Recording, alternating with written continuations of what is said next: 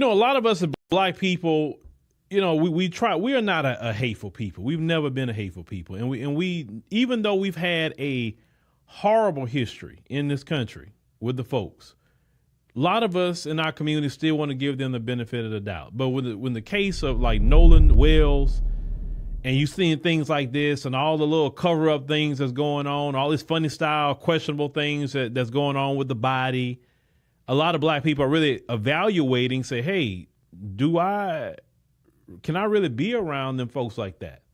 Because we see too many cases of some black folks drowning, black folks getting unalived, in all these strange ways, these so-called accidents happening to black people. And it's always happening in their presence.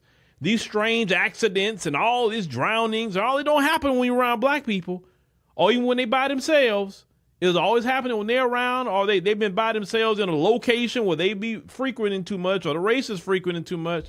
But this one sister, she's trying to warn black people. Let's go ahead and check this out. The whole point is, black people, you cannot rely and put your safety in white people's hands. They have never, ever, ever, ever, ever protected you, cared to protect you. You were always disposable.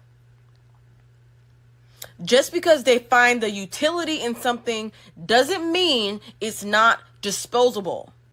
Leave them alone.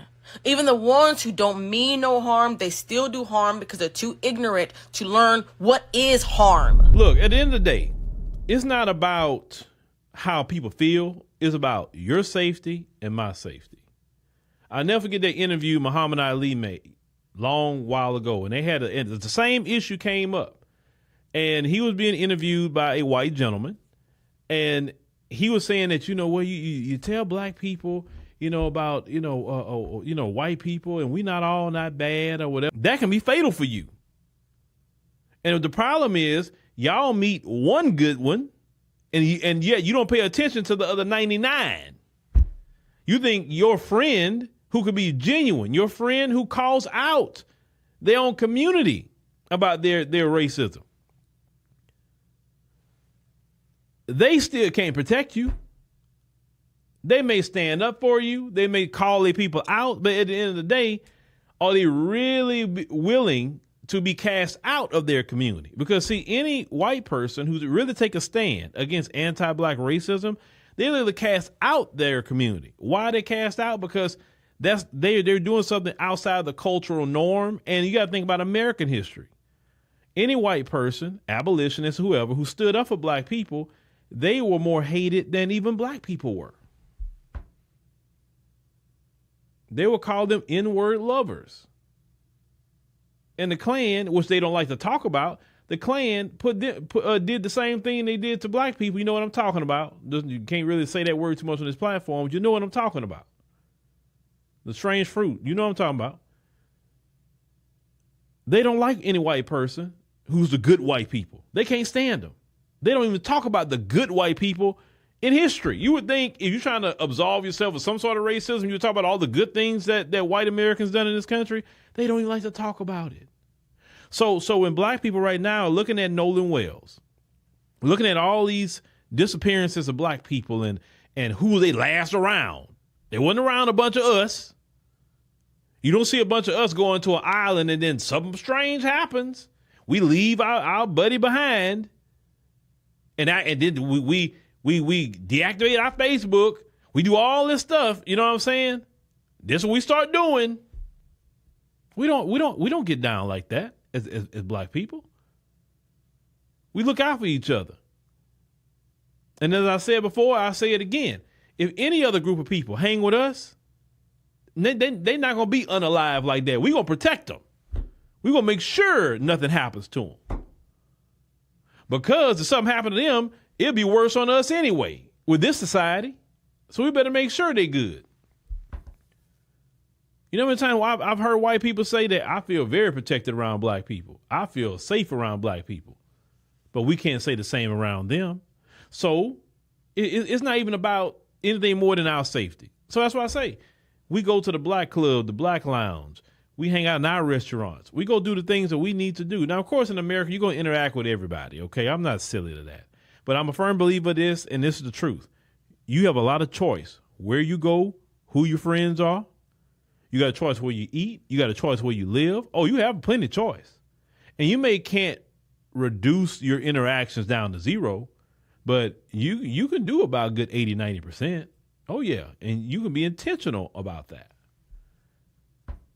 Like I say, it's a safety issue. And they don't want to address these issues. They know about we still got, listen, y'all, we still got sundown towns in 2026. They're not trying to address that. So forget them running off of their mouth about things. You want to be serious about something? Go end all those sundown towns here in America. Criminalize racism.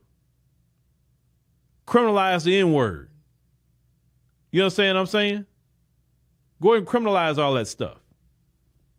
You're not doing it and not trying to do it. So I'm not worried about nobody that is not worried about me, because at the end of the day, they're not worried about you and they're not worried about me. Our safety is our responsibility. It's not theirs. And I'm just as much as it's like this.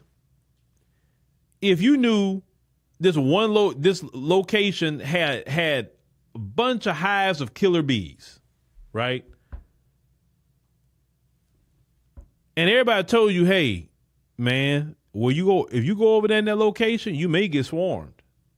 They got so many hives of killer bees over there, right? And then as you go over there and then you get attacked by the killer bees and you get unalived, people say, well, we told him, we literally told him don't go over there, because that is a big possibility that could happen to him. And he didn't listen. So that's that. Well, this is kind of this same situation. We're telling you not to be going hiking and camping with them. We're telling you don't be going no water thing with them. We're telling you that because it's been too many black people have didn't come home. And I don't want to be making reports on any of you with the same situation. I've been doing this for 14 years. I've seen way too many of you pass away in these circumstances. And I have 14 years of data of news reporting to tell all of you that you are much safer around your community. They can talk about whatever they want to talk about the black community. Listen, I know street dudes not out here taking nobody camping and not and you know what I'm saying? They're not doing any of that stuff. You can say whatever you want to say about street dudes.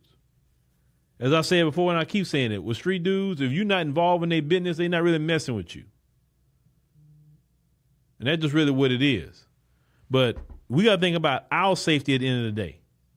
Our safety is important. And that's just bottom line. And who cares how they feel? We got to get home at the end of the day to our children, our husband, wives, all the things that we have, family. And you have a higher probability of safety hanging around your free time with definitely FBAs.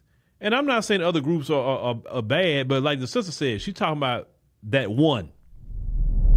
Because I don't see black people hanging out with Hispanics and the same thing's happening. I'm not seeing black people hanging out with Asians and the same thing's happening, or Arabs or Indians. I'm not seeing all that happen. But it's always this one group, and we got to think safety first when it comes to us as a community.